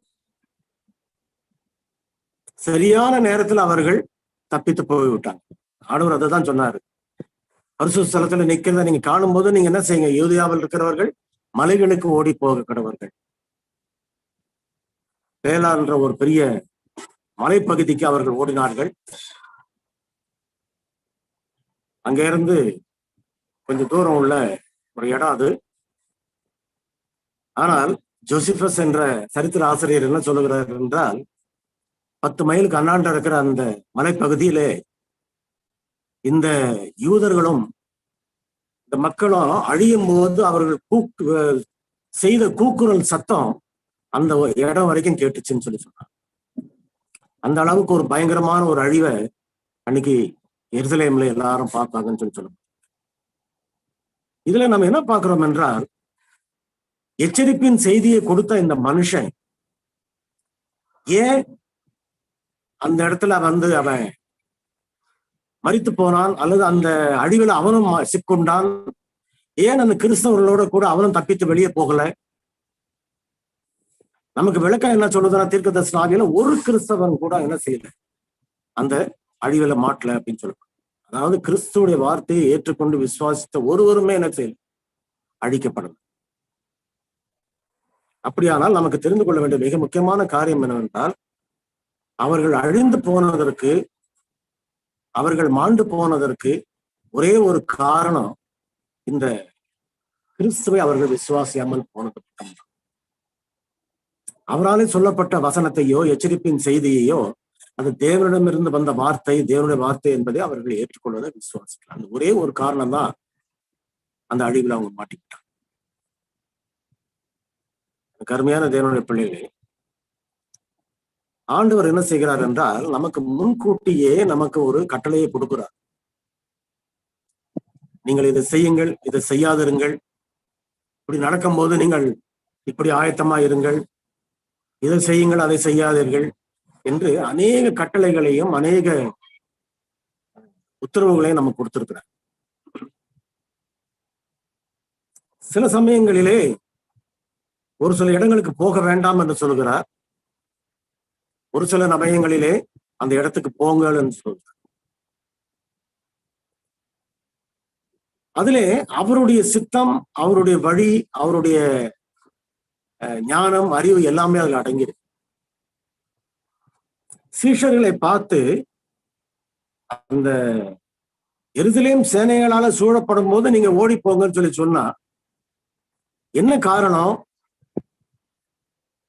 ரோம படை வந்து அந்த எருசலேமை சுற்றிலும் வந்து முற்றுகை போட்டுச்சு. முதலாவது ஒரு ராஜா வந்தா, தீத்து. அதுக்கு பிறகு செல்சியஸ் என்றவன் வந்து அவன் முற்றுகை போட்டான்னு பார்க்கும். ஆனால் அந்த முற்றுகை போட்ட நேரத்துல அவர்கள் செய்த காரியம் என்னவென்றால், அந்த எருசலேம் பட்டணத்தினுடைய அந்த வாசல், பெரிய கதவுகள் உள்ள வாசல் அன்றைய தினத்திலே முழுமையாக திறந்து கிடந்தது. இந்த சீஷர்கள் எல்லாம் என்ன செய்தார்கள் என்றால், வீட்டின் மேலே இருந்தவர்கள் அப்படியே ஓடினார். ஒரு காரியத்தை நம்ம நல்லா புரிஞ்சு கொள்ளணும். அதாவது எருசலேமுடைய வீடுகள் எப்படி இருந்துச்சுன்னு சொன்னாக்க, ஒரு வீட்டுல நீங்க மேல இருக்கிற வீட்டுல ஏறிட்டீங்கன்னு சொன்னாக்க, அங்க இருந்து பக்கத்து வீடுகள் மாடியில அப்படியே ஒரு மாடியை தாண்டி தாண்டி நேரா நம்ம என்ன செய்யலாம், அந்த நகரத்தினுடைய வாசல் வரைக்கும் நம்ம வரலாம். அந்த மாதிரி ஒரு அமைப்பு, நெருக்கமான வீடு. அதனால ஆண்டவர் என்ன சொன்னாருனாக்கா, அந்த உத்தரவு போட்டவங்க ஒருத்தருமே அவங்க சொன்ன பிரகாரம் கீழே இறங்கி வரவே இல்லை. எல்லாரும் ஓடி போய் என்ன செய்யறாங்க, நகரத்தினுடைய கடைசி வரைக்கும் போய் அவர்கள் தப்பித்து போய்விட்டார்கள் சொல்லுவாங்க. அவர்கள் வெளியே போன பிறகு அந்த எருசலேம் பட்டணமானது ரோமர்களுடைய படையினாலே தீ கொளுத்தப்பட்டது. அந்த சரித்திரம் அது தனி சரித்திரம் நம்ம பார்க்கிறோம். அதிகமான நேரம் நமக்கு கிடையாது, அதனால கொஞ்சம் சொற்பமான விலைக்கு விட்டுறேன். அதனால நம்ம என்ன பார்க்கிறோம் என்றால், இந்த இடத்துல நாம் பார்க்கக்கூடிய காரியம், கிறிஸ்தவ பிள்ளைகள், ஆண்டோட பிள்ளைகள், சத்தியத்தை விசுவாசிக்கிறவர்கள், இயேசு கிறிஸ்துடைய எச்சரிப்பின் செய்தியை ஏற்றுக்கொண்டவர்கள், அவர் சொன்ன பிரகாரமாக ரோமருடைய படைகள் சூழ்ந்த உடனே அவர்கள் தப்பித்து ஓடி போயிட்டார். ஆனா கடைசி வரைக்கும் கிறிஸ்துவை ஏற்றுக்கொள்ளாதவர்கள், அவருடைய வார்த்தையை ஏற்றுக்கொள்ளாதவர்கள், அவருடைய எச்சரிப்பை ஏற்றுக்கொள்ளாதவர்கள் அங்கேயே நம்ம இருந்தவங்க, நாங்க ரோமர்களோட சண்டை போட போறோம்னு சொல்லிட்டு அவங்க. ஆனால் என்ன நடந்தது என்றால், ரோம படை அவர்களை அழிக்கும் போது அந்த சரித்திர ஆசிரியர் என்ன சொல்லுகிறார் என்றால், ரத்த ஆறு ஓடினது அப்படின்னு. ரத்த ஆறு ஓடினது. அந்த முற்றுகை போட்ட காலங்களிலே அவர்களுக்கு சாப்பாடு இல்லாமல் ஆண்டவர் கொடுத்த அந்த சாபம், இவன் பிள்ளைகளின் பிள்ளைகளை தின்பாய் என்ற அந்த சம்பவம் அங்க நடைபெற்று. ஆக அவ்வளவு கொடூரமான ஒரு பெரிய வாழ்க்கை, அவருடைய அனுபவத்தை அன்னைக்கு யூதர்கள் பெற்றுக்கொண்டாங்க. கிறிஸ்து சிலுவையில் அறையப்படும் போது அவங்க சொன்ன வார்த்தை, இந்த பாவம் எங்க மேலேயும் எங்க பிள்ளைகள் மேலேயும் இருக்கட்டும் அப்படின்னா, அது அப்படியே என்ன செய்துச்சு, இங்கே நிறைவேறிச்சு என்று நம்ம பார்க்கணும். ஆக நம்ம பார்க்கக்கூடிய காரியம் என்னவென்றால், கிறிஸ்துடைய கட்டளைகளுக்கு கீழ்பட்டு அவர் சொன்ன வார்த்தையை ஒரு சின்ன இம்மி அளவு கூட மீறாதபடிக்கு செய்தவர்கள், கீழ்ப்படிந்தவர்கள், சரியான நேரத்தில் எருசலேம் விட்டு வெளியே ஓடினவர்கள் பிழைத்துக் கொண்டார்கள். ஓடாதவர்கள் பிழைக்கவே. சரி, இந்த யூதர்கள் என்ன செய்தார்கள்? இதுல இன்னும் ஒரு சரித்திர சம்பவம் நமக்கு சொல்லப்பட்டிருக்கு. என்னவென்றால், ஏரோது மன்னன் ஆண்டுட்டு இருந்த காலத்துல கிமு 33, 34 அந்த மாதிரி நேரத்துல 37க்குள்ள அவன் என்ன செய்தான்னு சொன்னா, ஏதாவது இப்படிப்பட்ட ஒரு ஆபத்து ஏற்படுமானால் அதுல இருந்து தப்பித்துக் கொள்வதற்காக வேண்டி எருசலேமுக்கு பக்கத்துல ஒரு இடத்துல என்ன செய்யறான்னு சொன்னா, ஒரு பெரிய கோட்டையை அவன் கட்ட. இந்த கோட்டை ஒரு பெரிய கோட்டை, ஏறக்குறைய ஒரு 1300, 1350 மீட்டருக்கு நீளம் உள்ள ஒரு பெரிய கோட்டை செவரை கட்டி, அது உள்ள எல்லா வசதிகளையும் வைத்து ஒரு கோட்டையை வச்சிருக்கான். அதுல போய் அவன் ஒளிந்து கொள்வதற்காக வேண்டி அவன் கட்டியிருந்தான். அப்போ இந்த யூதர்கள் என்ன செய்தார்கள் என்றால், அந்த இடத்துக்கு நம்ம ஓடி போயிட்டாக்க நாம தப்பிச்சு கொள்ளலாம்னு சொல்லிட்டு அவங்க நினைச்சு என்ன பண்ணாங்கன்னா, அந்த யூதர்கள் எல்லாம் அங்க ஓடணும். அந்த யூதர்கள் எல்லாரும் அங்க ஓடின பிறகு ஒரு சரித்திர உண்மை என்ன சொல்லுதுன்னு சொன்னாக்க, 967 பேர் அந்த இடத்துல போய் ஒளிந்து கொண்டார் அப்படின்னு சொல்லப்பட்டது. ஏப்ரல் மாசம் 15ஆம் தேதி 14ஆம் தேதி அவர்களுக்கு புது வருஷம். தமிழ் புது வருஷமும் யூதர்களுடைய புது வருஷமும் ஒரே நாள். சித்திரை மாசம் இங்கே முதலாவது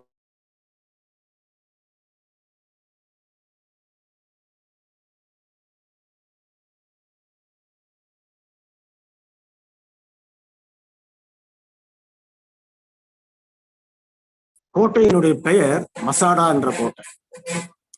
அந்த கோட்டைக்குள்ள போய் 967 பேர் என்ன செய்தாங்கன்னா ஒளிஞ்சுக்கிட்டாங்க. ஒளிந்து கொண்ட பிறகு இந்த ரோமர்களுடைய படை கிபி 70க்கு பிறகு 73 வரைக்கும் அவங்க அங்க ஒளிஞ்சுக்கிட்டு இருக்கிறாங்க. அப்ப அந்த 73வது வருடத்துல அவங்க என்ன செய்யறாங்கன்னு சொன்னா, ரோமர்களுடைய படை அந்த கோட்டையை முற்றுகை போடும். மசாடான்ற கோட்டையை முற்றுகை போடுச்சு. போடும் பொழுது அந்த யூதர்கள் என்ன சொன்னாங்கன்னு சொன்னா, இந்த ரோமர்களுடைய கையில மாட்டி நம்ம திருப்பவும் அவர்களுக்கு அடிமைகளாக போகிறதை விட நாம இப்ப என்ன செய்வோம், எல்லாருமே இந்த 967 பேரும் தற்கொலை பண்ணி ஒரு செத்துருவோம் அப்படின்னு சொல்லி முடிவு பண்ணிட்டாங்க. அப்போ 967 பேர்ல 2 இஸ்திரிகளும் 2 பெண்களும் 5 சிறு பிள்ளைகளும் மட்டும் தப்பிச்சாங்க. மீதி அத்தனை பேருமே அந்த இடத்துல தற்கொலை பண்ணிக்கிட்டு செத்துட்டாங்கன்னு சொல்லுவாங்க. அதாவது கடவுளுடைய வார்த்தையை நீங்க சேனைகளால சூழப்படும் போது அங்கிருந்து போயிடுங்கன்னு சொல்லி சொல்றாரு. அந்த ஒரு வார்த்தைக்கு கீழ்ப்படியாமல் போனது நிமித்தம், கிறிஸ்துவை ஏற்றுக்கொள்ளாம போனது நிமித்தம், கிறிஸ்துவை விசுவாசாமல் போனது நிமித்தமாக எவ்வளவு பெரிய ஒரு அழிவை அவங்க சந்திக்கிறாங்கன்னு தெரியுமா. நாம இதுல அம்மையார் கிரேட் கான்ட்ரோவர்சி என்ற புத்தகத்திலே என்ன சொல்லுகிறார்கள் என்றால், ஒரு பகுதியிலே 620வது பக்கத்திலே என்ன சொல்லுகிறார், இந்த 32வது பக்கத்தில் அவர் என்ன சொல்லுகிறார் என்றால், இந்த பாழாக்கம் அருவருப்பை குறித்து நம்ம படிக்கிறோம் இல்லையா, இந்த பாழாக்கம் அருவருப்புன்ற அந்த தீர்க்க தரிசனம் யூதருடைய காலத்துல கிபி 70 நிறைவேறது போல அது இன்னொரு முறை நிறைவேறும் என்று அவர் சொல்லுவார். 2 முறை நிறைவேற வேண்டிய ஒரு தீர்க்க தரிசனம். அது ஆங்கிலத்திலே டியூவல் அப்ளிகேஷன் சொல்லி சொல்லுவாங்க. அந்த ஒரு 2 முறை நிறைவேறக்கூடிய அந்த தீர்க்க தரிசனத்தை முதலாவது முறையாக கிபி 70 அது முடிஞ்சு போச்சு.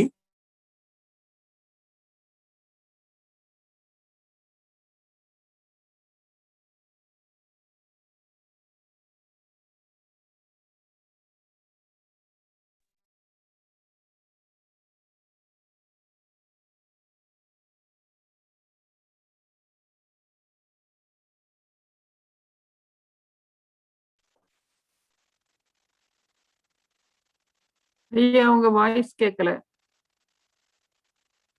ஐயா உங்களுடைய வாய்ஸ் கேட்கல.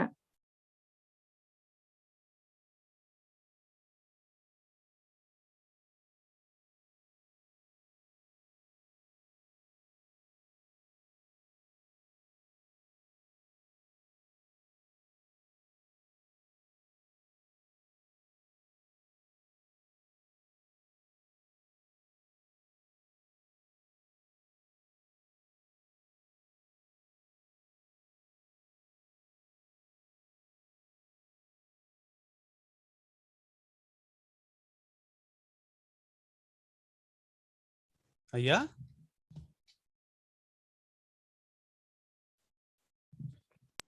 ஐயாவுக்கு கால் வந்துச்சுன்னு நினைக்கிறேன். சரியாச்சா? Okay okay.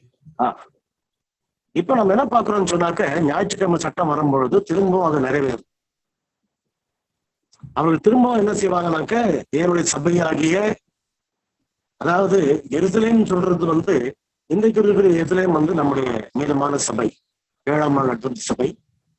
இந்த சபையை அவங்க முற்றுகை போடும் பொழுது, அதாவது போப்பு மார்க்க முற்றுகை போடும் பொழுது, நமக்கு ஞாயிற்றுக்கிழமை சட்டத்தை கொண்டு வந்து அங்க வச்சு பரிசுத்த ஓய்வு நாளை அவர்கள் எடுத்து போடும் பொழுது என்ன நடக்க போகிறது? நம்மை பார்த்து ஆண்டவர் என்ன சொல்லுகிறார்? எல்லாரும் காடுகளுக்கும் மலைகளுக்கும் ஓடிப்போங்க. அன்றைக்கு அந்த இந்தியாவில் இருக்கிறவர்கள் மலைகளுக்கு ஓடி போகணும்னு சொன்ன பிரகாரமாகவே இன்றைக்கு நம்மையும் பார்த்து என்ன செய்யலாம், நகரங்களையும் பட்டணங்களையும் இடங்களை விட்டுட்டு நம்ம ஓடி போடணும் அப்படின்றார். இதான் நமக்கு கொடுத்திருக்கிற ஆலோசனைகள். நம்ம என்ன பார்க்கிறோம் என்றால், தேவனுடைய பிள்ளைகளுக்கு இஸ்ரவேல் ஜனங்கள், யூத ஜனங்கள் கிறிஸ்துவை விசுவாசிக்காத ஒரே காரணத்தின் நிமித்தமாக தான் அவர்கள் அழிவை சந்தித்தார். அப்போஸ்தலனாகிய பவுல் சொல்லும்போது என்ன சொல்றாரு என்றால், நீங்கள் கர்த்தருடைய வசனத்தை கேட்ட போது அதை தேவனுடைய வசனமாகவே ஏற்றுக்கொண்டதற்காக நான் தேவனை ஸ்தோத்திரிக்கிறேன். நம்ம கையில எடுக்கிறது ரொம்ப காலமா, நம்ம காலையிலேயும் மாலையிலேயும் பல நேரங்கள் இந்த வசனங்களை படிச்சுக்கிட்டு நம்ம பெற்றுதான், அதை நம்ம என்ன நினைச்சிட்டு இருக்கிறோம்னு சொன்னா, ஒரு சாதாரண புத்தகத்துல இருந்து படிக்கணும்ன்ற மாதிரி சில சமயங்கள்ல என்ன செய்யறது ஒரு உணர்வு ஏற்படும். அப்படி கிடையாது. இந்த வசனங்கள், சத்திய வசனங்கள் மகத்துவமான ஜீவனுள்ள தேவனுடைய வார்த்தை. அதை தேவனுடைய வசனமாகவே நாம் ஏற்றுக்கொண்டால்தான் அதனுடைய வல்லமையும் நமக்கு தெரியும். ஆகையினால நம்ம என்ன பார்க்கிறோம் என்றால், கடைசி காலங்கள்ல கிறிஸ்துவானவர் நமக்கு என்ன சொல்லி இருக்கிறாரோ, என்ன ஆலோசனை கொடுத்திருக்கிறாரோ, அந்த ஆலோசனைகளை நம்ம அலட்சியப்படுத்தி அப்புறப்படுத்தி அவர் சொன்னபடியே செய்யாதபடிக்கு அவர் சொல்லாத காரியங்களை நம்ம செஞ்சுட்டு இருந்தோம்னு சொன்னா நிச்சயமாகவே அந்த யூதர்களோட அழிவை அவர் செஞ்சதை போல நமக்கு அந்த ஆகையினாலே கடைசி நாட்களிலே நமக்கு நிறைய ஆலோசனைகளை இந்த ஞாயிற்றுக்கிழமை சட்டம் வரும்போது என்ன செய்யணும்னு நமக்கு கொடுத்துருக்கு. அதாவது அந்த ஒரு எச்சரிப்பை 7 வருஷமா கொடுத்துக்கிட்டு இருந்த மனுஷன் சரியா தீர்க்க தரிசனத்தை படிச்சிருந்தான். நல்ல வேத ஆராய்ச்சி, நல்ல ஒரு பெரிய ஒருவேளை ஒரு டாக்டரேட் வாங்கினவனால கூட இருக்கலாம், சொல்ல முடியும். அப்ப அப்படிப்பட்ட ஒரு பெரிய ஆராய்ச்சியாளர், நல்ல ஒரு ஊழியத்தை செய்யக்கூடியவன் விடாத அவன் வேலை செய்யறான். என்ன வேலை செய்யறான்? எச்சரிப்பின் தூதை காலையில முதல்ல அந்த ராத்திரி வரையும் அவன் கொடுத்துக்கிட்டே இருக்கு. அவனுடைய உழைப்புல, ஊழியத்தின் உழைப்புல தவறு கிடையாது, அவர் சோம்பேறியும் கிடையாது, அவருடைய ஆராய்ச்சியிலையும் தவறு கிடையாது, எல்லாம் சரியா இருக்குது. ஆனால் கடைசி நேரத்தில் அவன் கிறிஸ்துடைய வார்த்தையை விசுவாசித்து தன்னுடைய வாழ்க்கைக்குரியதை, தன்னுடைய ஜீவித்துக்குரியதை அவன் எடுத்துக்கொள்ளாமல் போனதுனால அவன் அந்த பேராபத்துல, பேரழிவுல அவனுக்கும் பங்கு ஏற்பட்டுச்சு. இன்னைக்கு நம்ம அன்பிருந்த பிள்ளைகளா இருக்கக்கூடியவர்கள் நாம உலகத்திலேயே தீர்க்க தரிசனங்களை அதிக தெளிவாக, அதிக துல்லியமாக எடுத்து சொல்லக்கூடிய ஒரு ஞானம் உள்ளவர்கள் அப்படின்ற ஒரு பெயர் நமக்கு உண்டு. பெஸ்ட் பைபிள் ஸ்டூடெண்ட்ஸ், நல்ல வேத மாணாக்கர்கள் என்ற பெயர் நமக்கு உண்டு. அப்படிப்பட்ட ஞானம் உள்ள நாம மற்றவர்களுக்கு போதிக்கும் பொழுது பவுல் ஆரம்பத்துல சொன்னது, உன்னை குறித்தும் உன் போதகத்தை குறித்தும் ஜாக்கிரதையா. நம்மளை குறித்து நம்ம ஜாக்கிரதையா இல்லாம விட்டுட்டோம் சொன்னாக்க, நம்முடைய விசுவாசத்தை நம்ம இழந்திருந்தோம் சொன்னாக்க, நாம கிறிஸ்து சொன்ன வார்த்தைகளை ஏற்றுக்கொள்ளாதபடிக்கு, அதுக்கு கீழ்ப்படியாதபடிக்கு நம்ம இருப்போமா? நிச்சயமாகவே அந்த யூதர்களுக்கு ஏற்பட்ட அழிவில் அவர்கள் மாட்டினது போல நமக்கும் ஒரு அழிவு ஏற்படும். அந்த நேரத்துல அதுலதான் நம்ம மாட்டிப்போம். ஆகையினால தேவனுடைய பிள்ளைகளா இருக்கிறவர்கள் கடைசி காலங்கள்ல நமக்கு கிறிஸ்துவானவர் கடைசி நாட்கள்ல நிறைய காரியங்களை நமக்கு சொல்லி இருக்கிறாரு. வேதாகமத்திலே அநேக சமயங்கள்ல என்ன செய்யறாரு என்றால்,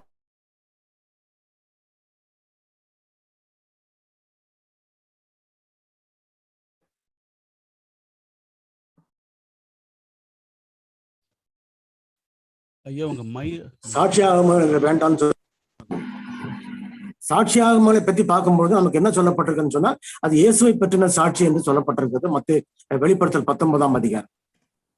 ஆக அதுவும் கிறிஸ்துவானவர் தம்முடைய ஊழியக்காரி மூலமாக சொன்ன வார்த்தைகள் தான். அவைகளை நம்ம அலட்சியப்படுத்தும் போது, அவர் கொடுத்த ஆலோசனைகளை நம்ம வேண்டாம்னு சொல்லும் பொழுது நாம் என்ன செய்யறோம்? கிறிஸ்துவ விசுவாசிக்காதபடிக்கு நம்ம சொந்த வழியில. இன்னொரு காரியம் அம்மையார் என்ன சொல்றாங்கன்னு சொன்னாக்க, ஞாயிற்றுக்கிழமை சட்டம் வருவது என்பதற்காக வேண்டி நாம என்ன செய்யக்கூடாது என்றால், முன்னெச்சரிக்கையாக இருக்கிறோம்னு சொல்லி முன்கூட்டியே நம்ம இடங்களை வாங்கி போட்டு நம்ம காடுகளுக்கு மலைகளுக்கு ஓடி போகிறோம்னு சொல்லி அங்க காடுகள்லயும் மலைகளையும் நம்ம இடங்களை வாங்கி போட்டு அங்க உட்கார்றதோ, இல்ல அதுக்காக உணவுகளை ஆயத்தப்படுத்தி நம்ம சேமித்து வைக்கிறதோ, அதெல்லாம் இருக்கக்கூடாது அப்படின்ட்டு இது அவங்க கொடுக்கக்கூடிய ஆலோசனை. இது போன்ற அநேக ஆலோசனைகள் நமக்கு மிகவும் துல்லியமாக தெளிவாக கொடுக்கப்பட்டிருக்கிறது இந்த தீர்க்க தரிசன சாட்சியாகமங்களிலே, வேத வசனத்திலே நமக்கு கொடுக்கப்பட்டது. ஆக இவைகளையெல்லாம் பார்க்கிற நாம, ஒருவேளை நாம் கிறிஸ்து சொன்ன அந்த வார்த்தையை விசுவாசியாமல் போய்விடுவோமானால் நமக்கும் அந்த 7 வருஷமாக வார்னிங் மெசேஜ் மனுஷனுக்கும் வித்தியாசமே இல்லாத. ஆனால் கிறிஸ்தவர்களாக இருந்து ஒன்றுக்குமே தெரியாத, படிப்பறிவு இல்லாத அந்த 12 சீஷர்கள், மற்ற கூட இருந்தவர்கள் எல்லாருமே கிறிஸ்துடைய வார்த்தையை ஏற்றுக்கொண்டு உடனடியாக அவர்கள் என்ன செய்து தப்பித்து ஓடினார்கள் என்று சொல்லப்பட்டது. ஆகையினாலே நாம ஒரு காரியம் நம்ம என்ன தெரிந்து கொள்ள வேண்டும் என்றால், அவர் நம்ம எங்க நிற்க சொல்லுகிறாரோ அந்த இடத்துல நாம நிற்கணும். எந்த இடத்தை விட்டு அவர் வெளியே போன்னு சொல்றாரோ நம்ம எருசலேம்ல அவர் இருக்க சொல்லும் போது என்ன சொல்லுகிறார் என்றால், நீங்கள் பரிசுத்தாவியினாலே நிரப்பப்படும் வரைக்கும் எருசலேமிலே தரித்திருங்கள் அப்படின்னா. அவர்களுக்கு முன்மாறி ஊற்றப்பட்டது, எல்லாம் வேலையை முடிச்சு ஆரம்பிச்சாங்க. அதுக்கு பிறகு என்ன செய்யறாரு? இந்த நேரம் வந்த உடனே நீங்க வெளியே போயிடும். அவர் வெளியே போகணும்னு சொன்னா நம்ம வெளியே போயிட வேண்டியது, அவர் உள்ள இருன்னு சொன்னா நம்ம உள்ள. நம்முடைய சொந்த விருப்பத்தின்படி சொந்த வழிகளை நாம தேடும் பொழுது பக்கத்துல இருக்கிற அந்த மசாடா கோட்டையும் ஒரு சின்ன மலை தான், ஒரு குன்று தான். ஆண்டவர் வந்து இந்த மலைக்கு போச்சோனாரு, நான் அந்த மலைக்கு போறேன்னு சொல்லிட்டு போனாலும் நமக்கு ஆபத்து. அவர் சொன்ன மலைக்கு போகணும், அவர் சொன்ன திசையில போகணும், அவர் சொன்ன இடத்துக்கு தான் நம்ம போகணும். நமக்குன்னு ஒரு வழியை நம்ம தெரிந்து கொள்ளவே கூடாது. நாம அவருக்கு முற்றிலுமா ஒப்படைத்திருக்கிறோம்னு சொன்னா அதான் அடையாளம். பூரணமாக நம்ம அவர் கீழ்ப்படுகிறோன்றதுதான் அடையாளம். ஆகையினால தேவனுடைய பிள்ளைகளா இருக்கிறவங்க இந்த கடைசி நாட்கள்ல நம்ம ஜீவிக்கிறோம். அட்வென்ட் மக்களுக்கு இப்போ நம்ம ரொம்ப நெருக்கத்துல இருந்துகிட்டு இருக்கிறோம். இந்த ஞாயிற்றுக்கிழமை சட்டத்துக்குள்ள சமீப காலமா நடந்துகிட்டு இருக்கிற காரியங்கள்லாம் மிகவும் பயங்கரமான ஒரு சூழ்நிலைக்கு நம்மளை நெருக்கத்துக்கு கடைசி காலத்துக்கு நம்மளை கூட்டிட்டு போயிட்டு இருக்கு. ஞாயிற்றுக்கிழமை சட்டம் சீக்கிரத்துல வந்து கிட்டத்துல நெருக்கக்கூடிய காலத்துல தான் நம்ம வாழ்ந்துட்டு இருக்கோம். ஆனால் அது வருதோ வரலையோ நம்முடைய ஆயத்தம் எப்படி இருக்கிறது, நாம எந்த இடத்துல நிக்கிறோம், எந்த இடத்துல நாம வாழ்ந்துட்டு இருக்கிறோன்றதை மட்டும் நம்ம கவனிக்கணும். அம்மையாருடைய ஆலோசனைகள் தீர்க்க தரிசன சாட்சியாளர்கள் மூலமா நிறைய கொடுக்கப்பட்டிருக்குது, வேத வார்த்தைகள் நிறைய கொடுக்கப்பட்டிருக்குது. அந்த ரோம படை நம்மளை நெருக்கும் பொழுது நம்ம என்ன செய்யணும்னு நமக்கு ஆலோசனை கொடுக்கப்பட்டிருக்குது. ஆகையினால அந்த 7 வருடமாக ஊழியத்தை செய்து அந்த தீர்க்க தரிசனத்தை படிச்சு சொல்லி கடைசியில வந்து அவர்களோட கூட அழிந்து போன அந்த மனுஷனை போல இல்லாதபடிக்கு தேவனுடைய பிள்ளைகளோட சிறு பிள்ளைகளை போல சிறு குழந்தைகளை போல நம்ம கீழ்ப்படிந்திருப்போமானால் அந்த தப்பித்தலுக்கு, அதாவது ஒரு பெரிய பாதுகாப்புக்கு நம்மை ஆண்டவர் கொண்டு போய் சேர்ப்பார். அவர்களுடைய விசுவாசத்துல இருக்கக்கூடிய பிள்ளைகள், இயேசு கிறிஸ்து விசுவாச பிள்ளைகள் ஒரு ஆகிலும் என்ன செய்யல அந்த அழிவுல மாட்டிக்கொள்ளாத போல தேவன் தம்முடைய பிள்ளைகளை அழிந்து போகாதபடிக்கு கடைசி வரைக்கும் காப்பாற்றும். தேவன் தம்மை அப்படிப்பட்ட கிருபையை உங்களுக்கு நான் கொடுப்பாராக. ஆமென். ஆமென், ஆமென். ஒரு நல்ல ஒரு செய்தியை ஆண்டவர் ஐயா மூலமாக பயன்படுத்தி கடைசி காலத்திலே வாழ்ந்து கொண்டிருக்கிற நாம் அவர் சொன்ன இடத்திலேயே நாம் நிற்க வேண்டும் என்கிற ஒரு முக்கியமான ஒரு நற்செய்தியை நமக்கு கொடுத்திருக்கிறார்கள். இதில் இந்த நிகழ்ச்சியை கேட்டுக்கொண்டு பார்த்து கொண்டிருக்கிற ஒவ்வொருவருக்கும் ஒரு நல்ல ஒரு பாடமாக இருந்திருக்கும் என்று சொல்லி என் கர்த்தருக்குள் விசுவாசிக்கிறேன். அவர்கள் சொல்லும் பொழுது கூட அம்மையாருடைய நிறைய வாசகங்களை நமக்கு ஒரு குறிப்பிட்டு அவர்கள் சொன்னதை நாம் நம்முடைய வாழ்க்கையில அபியாசிக்கணும். இயேசு கிறிஸ்து சொன்னதை மிக அற்புதமாக அவர்கள் நிறைய வெளிச்சத்தை நமக்கு அம்மையார் அவர்கள் கொடுத்திருக்கிறார்கள். அவர்கள் சொல்லாததை நாம் என்றைக்கு நம்முடைய வாழ்க்கையில செய்யக்கூடாது, அவர் சொன்ன இடத்திலேயே நாம் நிற்க வேண்டும் என்ற அற்புதமான ஒரு செய்தி.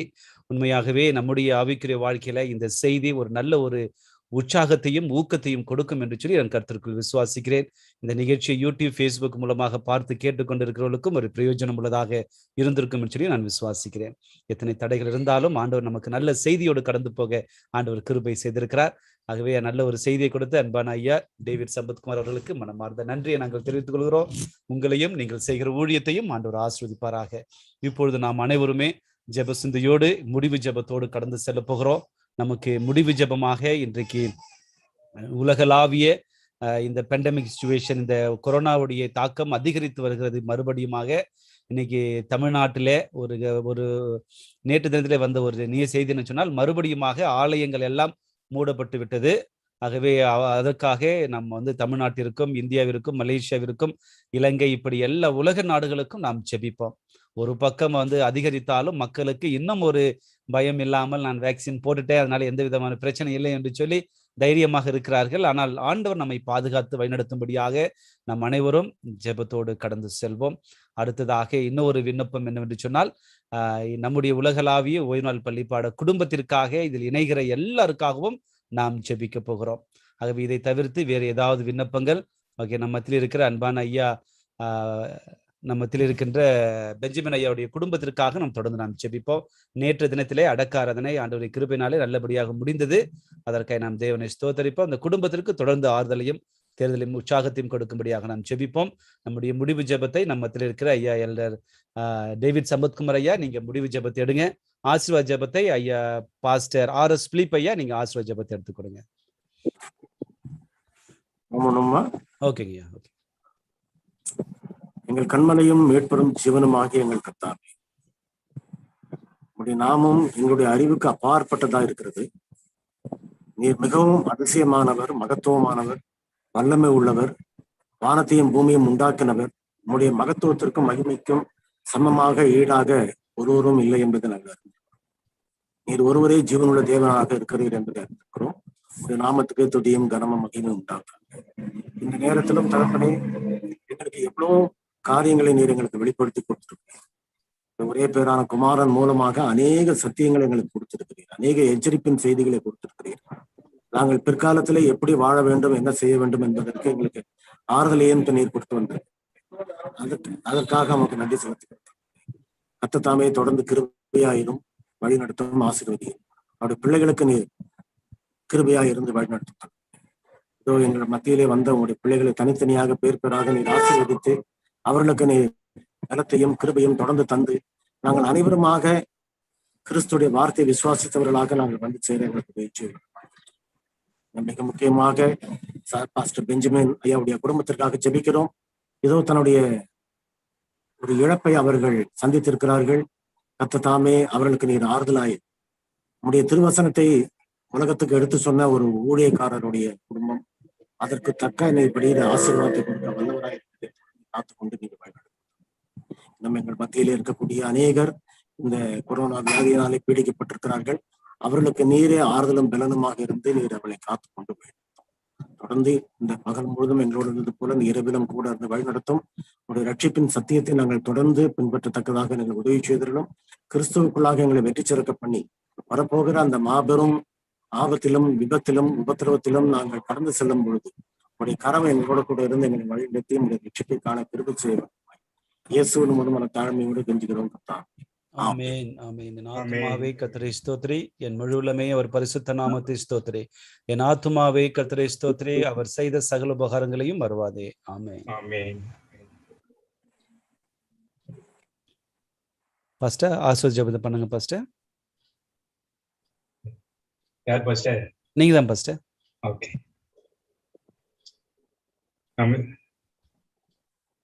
நமது கர்த்தராகிய இயேசு கிறிஸ்துவின் கிருபையும் பிதாவாகிய தேவனுடைய அன்பும் பரிசுத்த ஆவியானவருடைய அந்யோன்ய ஐக்கியமும் சிநேகமும் சகவாசமும் வழி நடத்துதலும் அவருடைய இந்த கடைசி காலத்தில் தொடர்ந்து உங்களுடைய பிரசன்னமும் தேவ ஆவியானுடைய பிரசன்னம் எங்கள் மத்தியில் காணப்பட கிருபை செய்யும்.